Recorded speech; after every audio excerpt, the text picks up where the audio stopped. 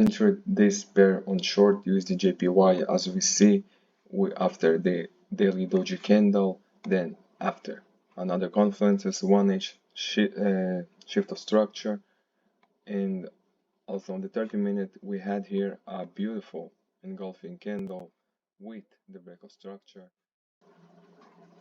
So this is the result after an entry, after 2 hours or something. Soon, in 1 hour, in 20 minutes, will come out a huge impact news. I think I will put my stop to break even. Let's see. Now, after 1 day, it's almost hit our take profit, but I exited the trade right here because it's Friday, no volume, and also we touched the lower low of the daily trend that is bearish. So I always recommend people. Hello guys, so I'm here again to show you another trade that got successful for me with same confluences, a little bit different, only one confluences for that. So as a previous breakdown, as we see that we started with the weekly time frame. The weekly is bearish, obviously, as we see that this is an elbow. I'm gonna show you that it's like this. All right, this is obviously going down because the structure has been broken. It looks like an elbow, right, like that. So the weekly is going down. This is a big influence for that because this is a big time frame. Now we're going to the daily. As we see on the daily, we also going down.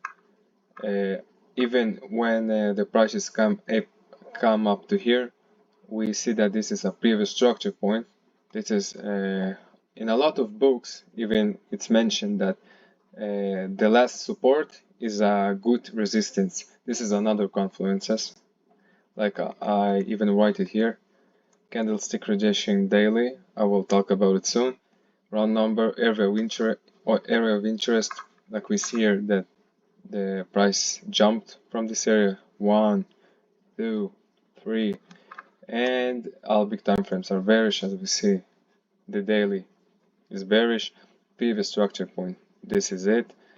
And the last big time frame that help us to identify the market is the 4H. As we see, it's also bearish. Going down here, the price came up like that, but no structure has been broken. The last lower high of this bearish trend of the 4H was here. It hasn't been broken, so it stays bearish. Now, after this 3 big confluences, we check for the area of interest that we found it. I talked about it. The daily candlesticks are jumping from this area. This one, this one, this one. I'm not looking on the wicks. Looking for the bodies, like you see. It makes an elbow, another elbow, another elbow, and we have 4 confluences. Area of interest. Now we have the round number. It's also a psychological number. This is how people react from these numbers. It was like, let me see, 144.5. It's a round number, another confluences. And what else? What else? Previous structure point, I talked about it. We also need to find an entry on the lower time frames, right? So, what has happened here? As you see, guys, this is the last elbow. It has been broken by the 1H time frame. It's a smaller time frame. After it has been broken, I was asleep at this time. I could have missed this trade, but when I woke up, I saw that this has been broken. Then I'm going to the 30-minute to see an entry signal after this change of structure. Then on the 30-minute, I saw that happened, like you see here, a big engulfing. This is another confluences. After like this happened, this engulfing, you see. If we go to the 1H,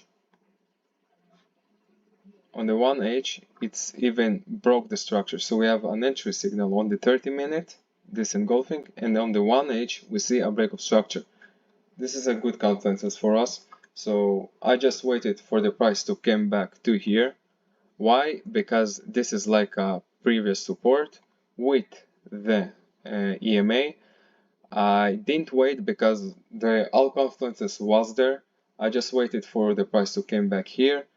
I sell it and put the stop loss above the last lower high and do the take profit. The take profit was the last lower low of the daily. Simple guys, only structure, structure, and structure, nothing else.